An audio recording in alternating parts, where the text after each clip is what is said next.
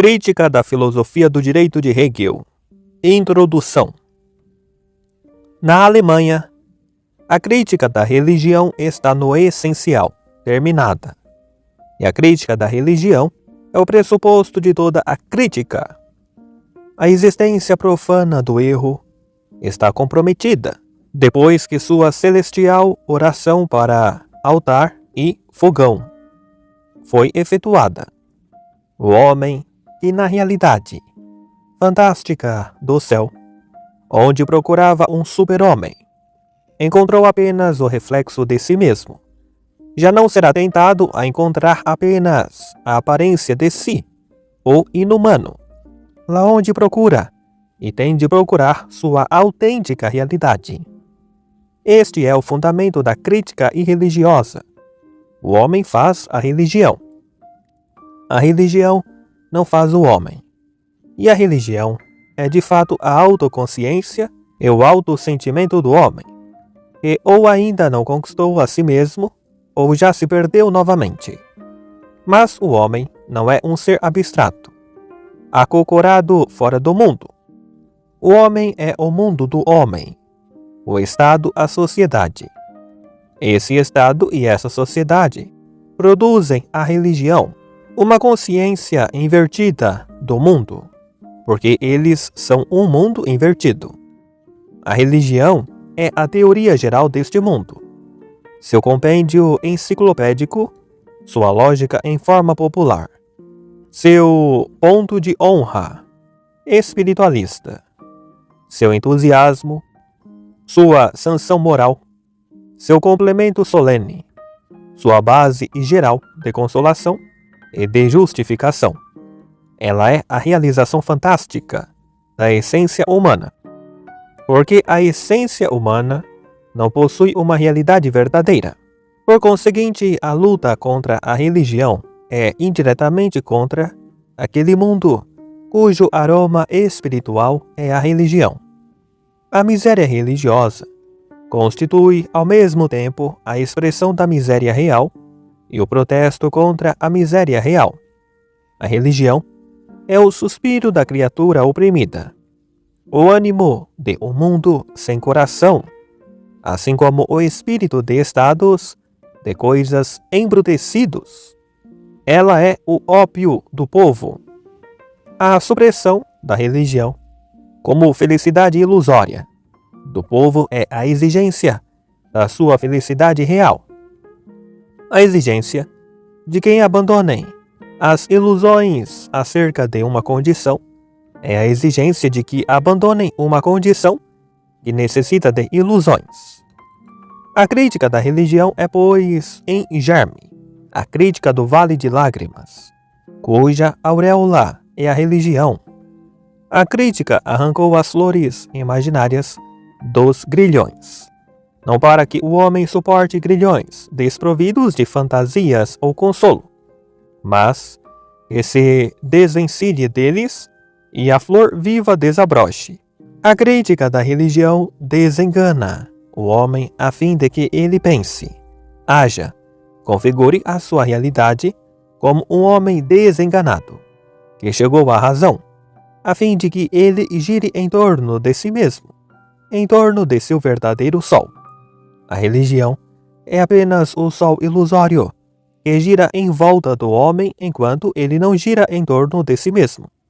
Portanto, a tarefa da história, depois de desaparecido o além da verdade, é estabelecer a verdade do aquém. A tarefa imediata da filosofia, que está a serviço da história, é depois de desmascarada a forma sagrada da autoalienação humana. Desmascarar a autoalienação nas suas formas não sagradas. A crítica do céu transforma-se assim na crítica da terra, a crítica da religião na crítica do direito, a crítica da teologia na crítica da política. A exposição que se segue, uma contribuição a esse trabalho, não se ocupa diretamente do original, mas de uma cópia. A filosofia alemã do Estado e do direito, pela simples razão de se referir à Alemanha. Se nos ativermos ao status quo alemão, mesmo que da única maneira adequada, isto é, negativamente, o resultado permaneceria um anacronismo. Mesmo a negação de nosso presente político é já um fato empoeirado no quarto de despejo histórico das nações modernas. Se nego as perucas empoadas, fico ainda com as perucas desempoadas. Quando nego a situação alemã de 1843, não me encontro nem mesmo, segundo a cronologia francesa, no ano de 1789, quanto menos no centro vital do período atual. A história alemã, é verdade, orgulha-se de um desenvolvimento que nenhuma nação, no firmamento histórico, realizou antes dela, ou chegará um dia a imitar. Tomamos parte nas restaurações das nações modernas, sem termos tomado parte nas suas revoluções. Fomos restaurados primeiramente, porque outras nações ousaram fazer uma revolução, e em segundo lugar, porque outras nações sofreram contra-revoluções. No primeiro caso, porque nossos senhores tiveram medo, e no segundo, porque nada temeram. Tendo nossos pastores à frente, encontramo-no na Sociedade da Liberdade apenas no dia do seu sepultamento. Uma escola que legitima a infâmia de hoje pela de ontem, que considera como rebelde todo grito do servo contra o açoite, desde que este seja um açoite venerável, ancestral e histórico. Uma escola, a qual a história, tal como o Deus de Israel, fez com o seu servo Moisés, só mostra o seu a posteriori, a escola histórica do direito. Tal escola teria, assim, inventado a história alemã, não fosse ela uma invenção da história alemã. Um Sherlock, mas um Sherlock servil, que sobre seu título de crédito histórico, germânico-cristão, jura por cada libra de carne cortada do coração do povo. Em contrapartida, entusiastas bonacheirões, chauvinistas alemães, por sangue e liberais esclarecidos, por reflexão buscam nossa história de liberdade, além de nossa história, nas primitivas florestas teutônicas. Mas se ela só pode ser encontrada nas florestas, em que se diferencia a história da nossa liberdade da história da liberdade do javali? Além disso, é conhecido o provérbio: o que para dentro da floresta se grita, para fora da floresta ecoa. Assim, deixemos em paz as antigas florestas teutônicas. Mas declaremos guerra à situação alemã. Sem dúvida, ela está abaixo do nível da história, abaixo de toda a crítica. Não obstante, continua a ser um objeto da crítica, assim como o criminoso, que está abaixo do nível da humanidade, continua a ser um objeto do carrasco, em luta contra ela. A crítica não é uma paixão da cabeça, mas a cabeça da paixão. Não é um bisturi, mas uma arma. Seu objeto é seu inimigo, que ela quer não refutar, mas destruir, pois o espírito de tal situação já está refutado. Ela não constitui em si e para si um objeto memorável, mas sim uma existência tão desprezível como desprezada. A crítica para si não necessita de ulterior elucidação desse objeto, porque já o compreendeu. Ela não se apresenta mais como fim em si, mas apenas como meio. Seu pathos essencial é a indignação. Seu trabalho essencial, a denúncia. Trata-se de retratar uma pressão sufocante que todas as esferas sociais exercem umas sobre as outras. Uma irritação geral, passiva, uma estreiteza que tanto reconhece como ignora a si mesma, situada nos limites de um sistema de governo que vive na conservação de todas as indigências, não sendo ele mesmo mais do que a indigência no governo. Que espetáculo! A infinita e progressiva divisão da sociedade nas mais diversas raças, que se defrontam umas às outras com pequenas antipatias, má consciência e grosseira mediocridade, precisamente por causa de sua situação alternadamente ambígua e suspeitosa, são tratadas sem exceção, mesmo que com diferentes formalidades, com existências concedidas por seus senhores, e até mesmo o fato de serem dominadas, governadas, possuídas, elas têm de reconhecer e admitir como uma concessão do céu. Do outro lado, encontram-se os próprios governantes, cuja grandeza está em proporção inversa ao seu número. A crítica que se ocupa desse conteúdo é a crítica no combate corpo a corpo, e nele não importa se o adversário é nobre, bem-nascido, se é um adversário interessante. O que importa é atingi-lo. Trata-se de não conceder aos alemães um instante sequer de autoilusão e de resignação.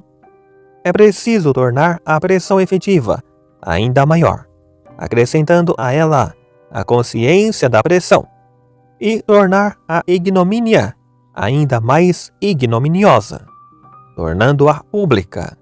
É preciso retratar cada esfera da sociedade alemã como a parte vergonhosa da sociedade alemã, forçar essas relações petrificadas a dançar, entoando a elas sua própria melodia. É preciso ensinar o povo a se aterrorizar diante de si mesmo, a fim de nele incutir coragem. Assim, satisfaz-se uma necessidade do povo alemão, e as necessidades dos povos são propriamente as causas finais da sua satisfação. E mesmo para os povos modernos, essa luta contra o teor limitado do status quo alemão não carece de interesse, pois o status quo alemão é a perfeição manifesta do Ancien Regime, e o Ancien Regime é o defeito oculto do Estado moderno. A luta contra o presente político alemão é a luta contra o passado das nações modernas, e estas continuam a ser importunadas pelas reminiscências desse passado. Para as nações modernas, é instrutivo assistir ao Ancien Regime, que nelas viveu sua tragédia, desempenhar uma comédia como fantasma alemão. Trágica foi sua história, porque ele era o poder pré-existente do mundo, ao passado que a liberdade, ao contrário, era uma fantasia pessoal. Numa palavra, porque ele mesmo acreditou em sua legitimidade e nela tinha de acreditar. Na medida em que o Ancien Regime, como ordem do mundo existente, lutou contra o mundo que estava então a emergir, ocorreu de sua parte um erro histórico mundial, mas não um erro pessoal. Seu declínio foi por isso trágico. Em contrapartida, o atual regime alemão, que é um anacronismo, uma flagrante contradição de axiomas universalmente aceitos, a nulidade do Ancien Regime, exposta ao mundo. Assim, apenas acreditar em si mesmo, e exige do mundo a mesma imaginação. Se acreditasse na sua própria essência, tentaria ele ocultá-la sob a aparência de uma essência estranha, e buscar sua salvação na hipocrisia e no sofisma? O moderno Ancien Regime é apenas o comediante de uma ordem mundial, cujos heróis reais estão mortos. A história é sólida e passa por muitas fases, ao conduzir uma forma antiga ao sepulcro. A última fase de uma forma histórico mundial é sua comédia. Os deuses da Grécia, já mortalmente feridos na tragédia, Prometeu acorrentado de Ésquilo, tiveram de morrer uma vez mais, comicamente nos diálogos de Luciano. Porque a história assume tal curso? A fim de que a humanidade se separe alegremente do seu passado. É esse alegre destino histórico que reivindicamos para os poderes políticos da Alemanha. Mas logo que a própria moderna realidade político-social é submetida à crítica, logo que, portanto, a crítica se eleva aos problemas verdadeiramente humanos, ela se encontra fora do status quo alemão ou apreende o seu objeto sob o seu objeto. Um exemplo: a relação da indústria, do mundo da riqueza em geral, com o mundo político é um dos problemas fundamentais da era moderna. Sob que forma começa este problema a preocupar os alemães? Sob a forma de tarifas protecionistas, do sistema de proibição, da economia política. O chauvinismo alemão passou dos homens para a matéria. E assim, nossos cavaleiros do algodão e heróis do ferro viram-se um belo dia metamorfoseados em patriotas. Na Alemanha, portanto, começa-se agora a reconhecer a soberania do monopólio no interior do país, por meio da qual se confere ao monopólio a soberania no exterior. Por conseguinte, na Alemanha, começa-se agora com aquilo que já terminou na França e na Inglaterra. A situação antiga, apodrecida, contra a qual essas nações se rebelam teoricamente e que apenas suportam como se suportam grilhões, é saudada na Alemanha como a aurora de um futuro glorioso que ainda mal ousa passar de uma teoria astuta a uma prática implacável. Enquanto na França e na Inglaterra, o problema se apresenta assim: economia política ou domínio da sociedade sobre a riqueza. Na Alemanha, ele é apresentado da seguinte maneira: economia nacional ou domínio da propriedade privada sobre a nacionalidade. Portanto, na França e na Inglaterra, importa suprimir o monopólio que progrediu até as últimas consequências. Na Alemanha, importa progredir até as últimas consequências do monopólio. Lá, trata-se da solução. Aqui, trata-se da colisão.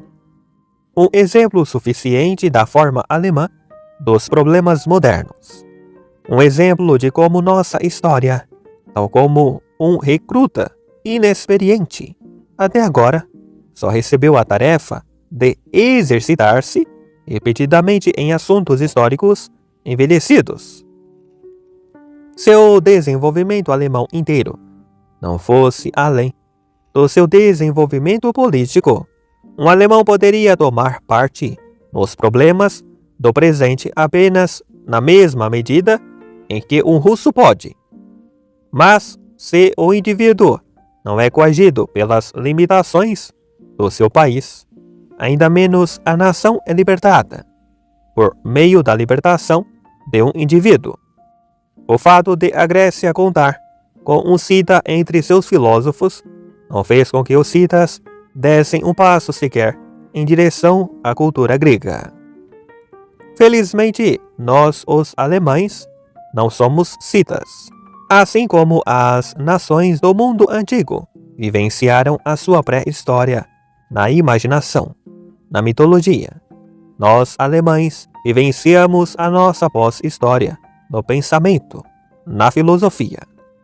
Somos contemporâneos filosóficos do presente, sem sermos seus contemporâneos históricos. A filosofia alemã é o prolongamento ideal da história alemã. Quando, portanto, em vez das obras incompletas de nossa história real, criticamos as obras póstumas de nossa história ideal, a filosofia, então, nossa crítica situa-se no centro dos problemas dos quais o presente diz: Esta é a questão.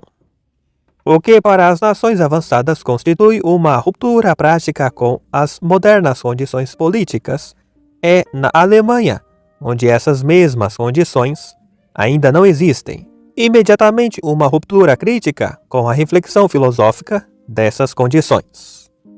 A filosofia alemã do direito e do Estado é a única história alemã situada al pari com o presente moderno oficial. A nação alemã tem, por isso, de ajustar a sua história onírica às suas condições existentes e sujeitar à crítica não apenas essas condições existentes, mas igualmente sua continuação abstrata. Seu futuro não pode restringir-se nem à negação direta de suas condições políticas e jurídicas reais, nem à imediata realização de suas circunstâncias políticas e jurídicas ideais, pois a negação imediata de suas condições reais está em suas condições ideais, e ela quase tem sobrevivido à realização de suas condições ideais na contemplação das nações vizinhas.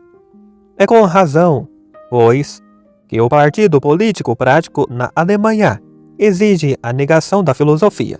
Seu erro consiste não em formular tal exigência, mas em limitar-se a uma exigência que ela não realiza seriamente, nem pode realizar.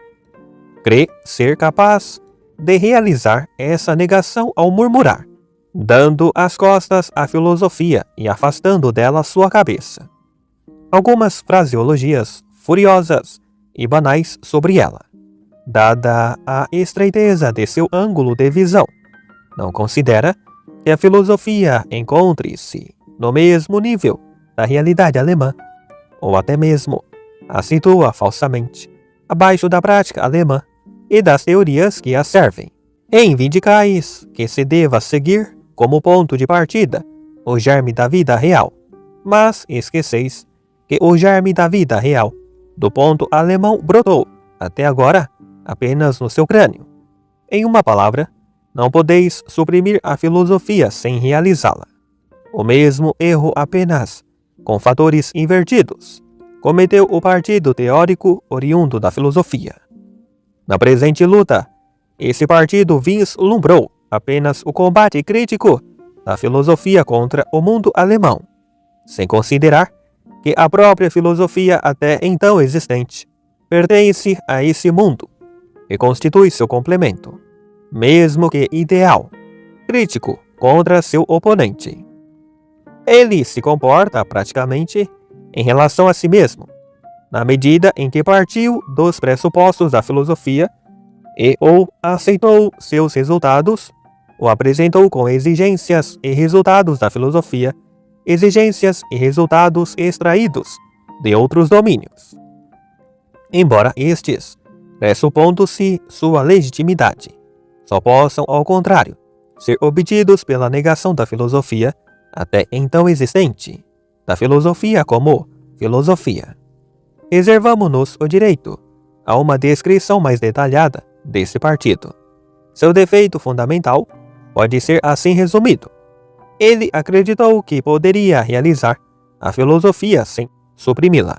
A crítica da filosofia alemã do direito e do Estado, que com Hegel alcançou sua versão mais consistente, rica e completa, consiste tanto na análise crítica do Estado moderno e na realidade com ele relacionada, como na negação decidida de todo o modo da consciência política e jurídica alemã, cuja expressão mais distintas, mais universal, elevada ao status de ciência, é justamente a própria filosofia especulativa do direito.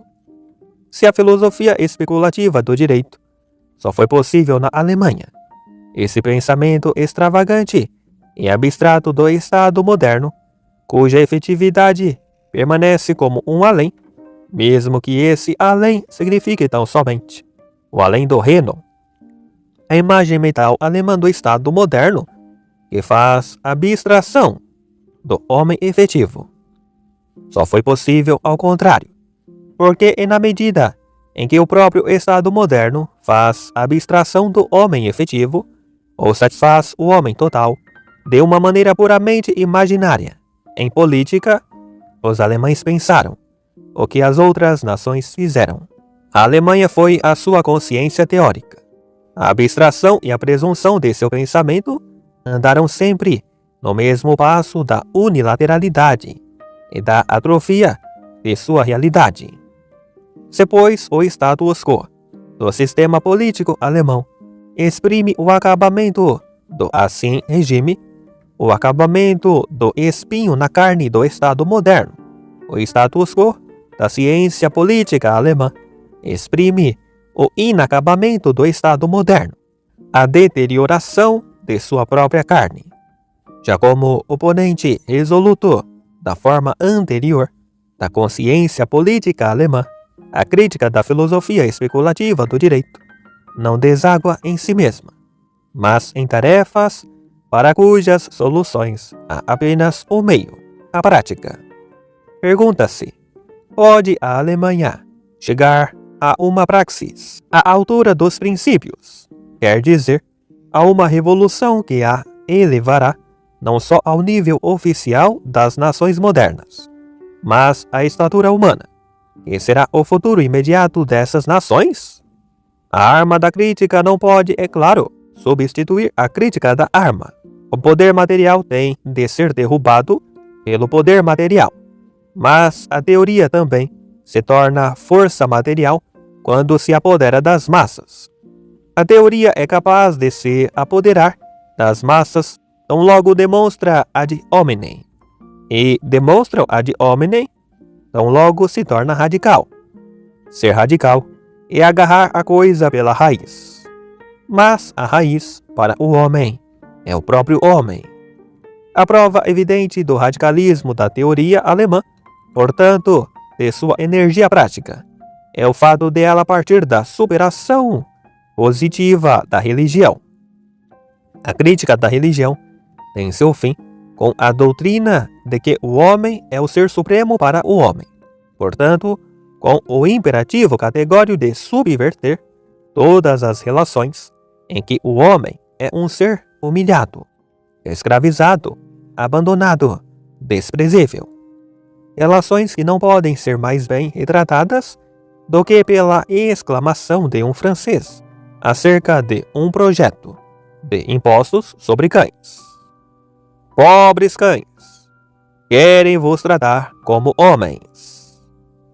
Mesmo historicamente, a emancipação teórica possui uma importância especificamente prática para a Alemanha. O passado revolucionário da Alemanha é teórico, é a reforma. Assim como outrora a revolução começou no cérebro de um monge, agora ela começa no cérebro do filósofo. Sem dúvida, Lutero venceu a servidão por devoção, porque pôs no seu lugar a servidão por convicção. Quebrou a fé na autoridade, porque restaurou a autoridade da fé. Transformou os padres em leigos, transformando os leigos em padres. Libertou o homem da religiosidade exterior, fazendo da religiosidade o homem interior. Libertou o corpo dos grilhões, prendendo com grilhões o coração. Mas, se o protestantismo não era a verdadeira solução, ele era o modo correto de colocar o problema. Já não se tratava mais da luta do leigo com o padre fora dele, mas da luta contra o seu próprio padre interior, a sua natureza clerical. E se a transformação protestante dos leigos alemães em padres emancipou os papas leigos, os príncipes em conjunto com o clero, os privilegiados e os filisteus, a metamorfose filosófica dos clericais alemães em homens emancipará o povo. Mas assim como a emancipação não se limita aos príncipes, tampouco a secularização dos bens se restringirá à confissão da propriedade da Igreja, que foi sobretudo praticada pela hipócrita Prússia. Naquele tempo, a Guerra dos Camponeses, o fato mais radical da história alemã, fracassou por culpa da teologia. Hoje, o fracasso da própria teologia, nosso status quo, o fato menos livre da história alemã, se despedaçará contra a filosofia. Na véspera da Reforma, a Alemanha oficial era a serva mais incondicional de Roma. Na véspera de sua revolução, ela é a serva incondicional de menos do que Roma, da Prússia e da Áustria, dos aristocratas rurais e dos filisteus. Entretanto, há uma revolução radical alemã. Parece ser colocada uma dificuldade fundamental. As revoluções precisam de um elemento passivo, de uma base material. A teoria só é efetivada num povo na medida em que é a efetivação de suas necessidades. Corresponderá à monstruosa discrepância entre as exigências do pensamento alemão e as respostas da realidade alemã, a mesma discrepância da sociedade civil com o Estado e da sociedade civil consigo mesma. Serão as necessidades teóricas imediatamente necessidades práticas? Não basta que o pensamento procure se realizar. A realidade deve competir a si mesma em direção ao pensamento. Mas a Alemanha não galgou os degraus intermediários da emancipação política, no mesmo tempo em que as nações modernas, mesmo os degraus que ela superou teoricamente, ela ainda não alcançou praticamente. Como poderia ela, com um salto mortal, transpor não só suas próprias barreiras, como também, ao mesmo tempo, a das nações modernas? Barreiras que, na realidade, ela tem de sentir e buscar atingir como uma libertação de suas próprias barreiras reais? Uma revolução radical só pode ser a revolução de necessidades reais, para a qual faltam justamente os pressupostos e o nascedouro. Mas se a Alemanha acompanhou o desenvolvimento das nações modernas apenas por meio da atividade abstrata do pensamento, sem tomar parte ativa nas lutas reais desse desenvolvimento, ela compartilhou, por outro lado, das dores desse desenvolvimento, sem compartilhar de seus prazeres, de suas satisfações parciais. A atividade abstrata, por um lado, corresponde ao sofrimento abstrato por outro. Por isso, a Alemanha se encontrará um belo dia no nível da decadência europeia, sem que jamais tenha atingido o nível da emancipação. Poder-se-á compará-la a um idólatra que padece das doenças do cristianismo. Se examinarmos agora os governos alemães, veremos que, devido às condições da época, a situação da Alemanha, ao ponto de vista da formação alemã, e por fim, ao seu próprio instinto afortunado, eles são levados a combinar as deficiências civilizadas do mundo político moderno, de cujas vantagens não desfrutamos, com as deficiências bárbaras do Ancien Regime, de que fruímos plenamente, de modo que a Alemanha tem de participar cada vez mais, se não da sensatez, pelo menos da insensatez, das formações políticas que ultrapassam o seu status quo. Haverá, por exemplo, algum país no mundo que participe tão ingenuamente de todas as ilusões do regime constitucional, sem compartilhar das suas realidades, como a chamada Alemanha constitucional? Ou não foi necessariamente ideia de um governo alemão combinar os tormentos da censura com os tormentos das leis francesas de setembro, que pressupõem a liberdade de imprensa? Assim como os deuses de todas as nações se encontravam no panteão romano, também os pecados de todas as formas de Estado se encontrarão no Sacro Império Romano Germânico. E esse ecletismo atingirá um grau até então inédito, é garantido, sobretudo, pela glutonaria político-estética de um rei alemão, que pretende desempenhar todos os papéis da realeza, o papel feudal e o burocrático, o absoluto e o constitucional, o autocrático, o democrático, senão na pessoa do povo, pelo menos na sua própria pessoa, e se não para o povo, ao menos para si mesmo. A Alemanha, como deficiência da atual política constituída no mundo próprio, não conseguirá demolir as específicas barreiras alemãs, sem demolir as barreiras gerais da política atual. O sonho utópico da Alemanha não é a revolução radical, a emancipação humana universal, mas a revolução parcial, meramente política, a revolução que deixa de pé os pilares do edifício, em que se baseia uma revolução parcial, meramente política, no fato de que uma parte da sociedade civil se emancipa e alcança o domínio universal, que uma determinada classe, a partir da sua situação particular, realiza a emancipação universal da sociedade. A classe liberta a sociedade inteira, mas apenas sob o pressuposto de que toda a sociedade se encontre na situação de sua classe. Portanto, por exemplo, de que ela possua ou possa facilmente adquirir dinheiro e cultura. Nenhuma classe da sociedade civil pode desempenhar esse papel sem despertar em si e nas massas um momento de entusiasmo, em que ela se confraternize e misture com a sociedade em geral, confunda-se com ela, seja sentida e reconhecida como sua representante universal. O momento em que suas exigências e direitos sejam, na verdade, exigências e direitos da sociedade, em que ela seja efetivamente o cérebro e o coração sociais.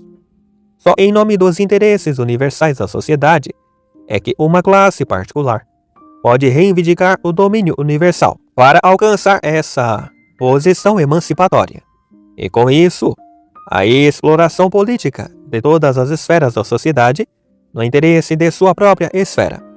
Não bastam energia revolucionária e autossentimento espiritual para que a revolução de um povo e a emancipação de uma classe particular da sociedade civil coincidam, para que um estamento se afirme como um estamento em toda a sociedade. É necessário que, inversamente, todos os efeitos da sociedade sejam concentrados numa outra classe, que um determinado estamento seja o do escândalo universal.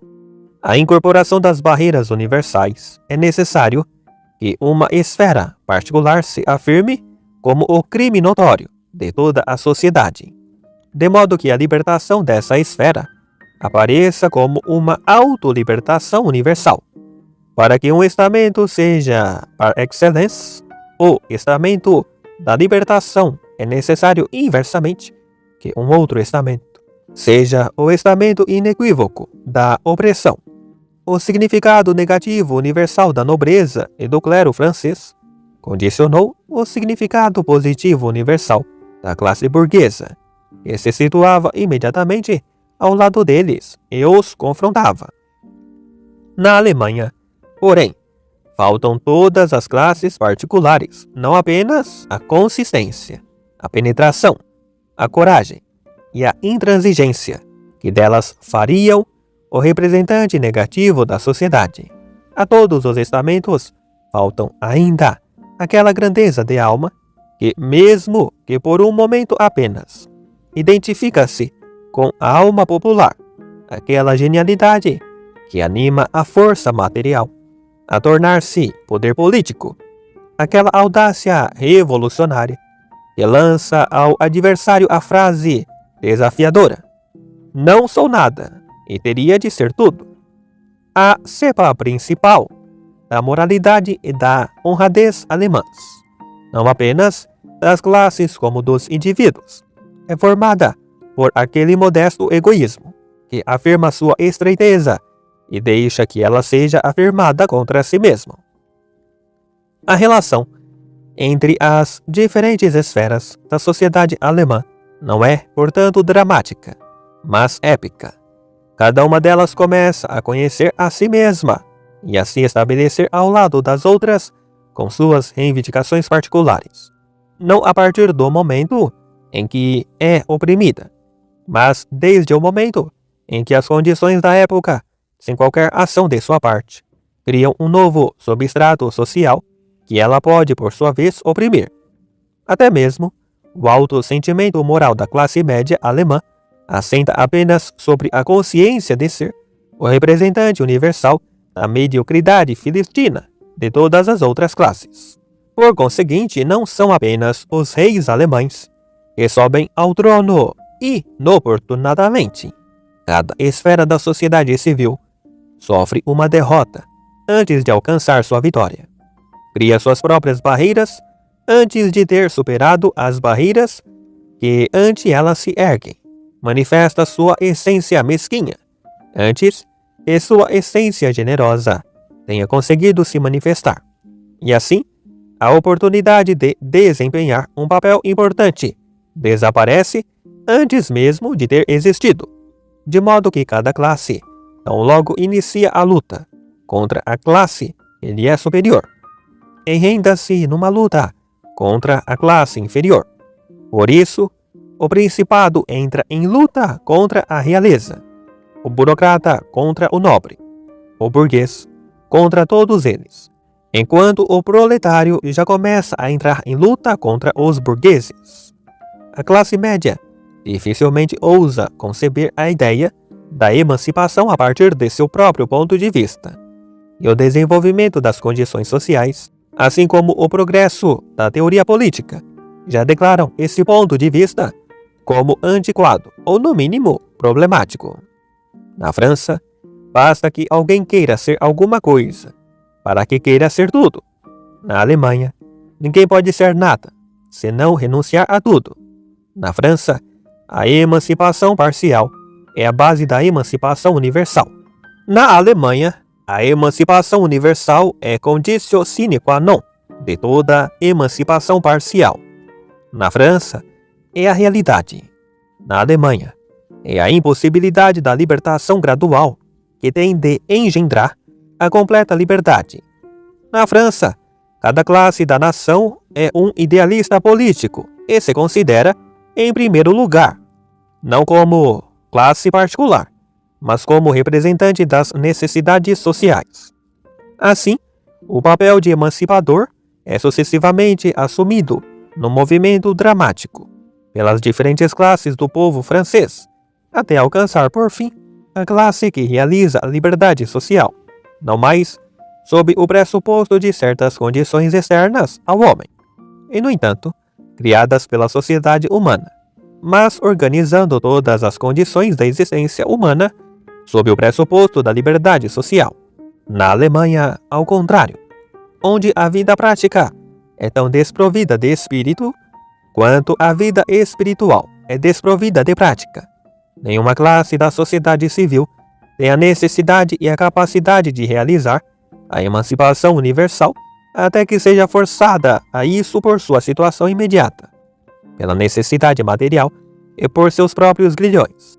Onde se encontra, então, a possibilidade positiva de emancipação alemã? Eis a nossa resposta: na formação de uma classe com grilhões radicais, de uma classe da sociedade civil que não seja uma classe da sociedade civil, de um estamento que seja a dissolução de todos os estamentos, de uma esfera que possua um caráter universal mediante seus sofrimentos universais e que não reivindique nenhum direito particular, porque contra ela não se comete uma injustiça particular, mas a injustiça por excelência, que já não possa exigir um título histórico, mas apenas um título humano, que não se encontre numa oposição unilateral às consequências, mas numa oposição abrangente aos pressupostos do sistema político alemão. Uma esfera, por fim, que não pode se emancipar sem se emancipar de todas as outras esferas da sociedade, e com isso, sem emancipar todas essas esferas.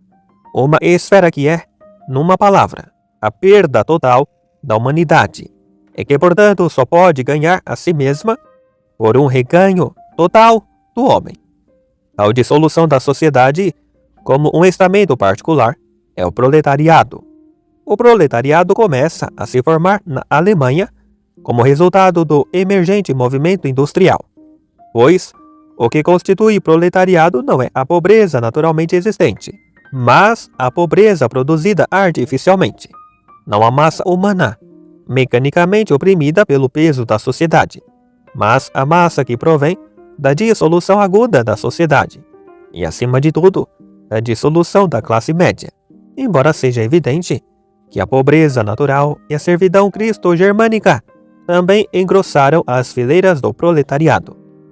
Quando o proletariado anuncia a dissolução da ordem mundial, até então existente, ela apenas revela o mistério de sua própria existência, uma vez que ele é a dissolução fática dessa ordem mundial. Quando o proletariado exige a negação da propriedade privada, ele apenas eleva a princípio da sociedade o que a sociedade elevara a princípio do proletariado, aquilo que nele já está involuntariamente incorporado como resultado negativo da sociedade. Assim, o proletário possui em relação ao mundo que está a surgir o mesmo direito que o rei alemão possui em relação ao mundo já existente. Quando este chama o povo de seu povo ou o cavalo de seu cavalo, declarando o povo como sua propriedade privada, o rei expressa, tão somente, que o proprietário privado é rei, assim como a filosofia encontra suas armas materiais no proletariado. O proletariado encontra na filosofia suas armas espirituais. Então logo o relâmpago do pensamento tenha penetrado profundamente nesse ingênuo solo do povo, a emancipação dos alemães em homens se completará. Façamos um resumo dos resultados. A única libertação praticamente possível da Alemanha é a libertação do ponto de vista da teoria que declara o homem como o ser supremo do homem. Na Alemanha, a emancipação da Idade Média só é possível se realizada simultaneamente com a emancipação das superstições parciais da Idade Média. Na Alemanha, nenhum tipo de servidão é destruído sem que se destrua todo tipo de servidão.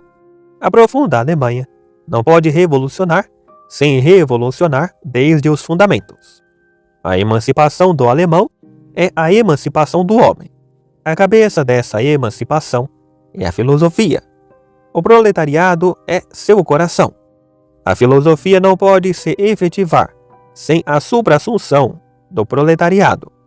O proletariado não pode se supra-assumir sem a efetivação da filosofia. Quando estiverem realizadas todas as condições internas, o dia da ressurreição alemã será anunciado pelo canto do galo gaulês.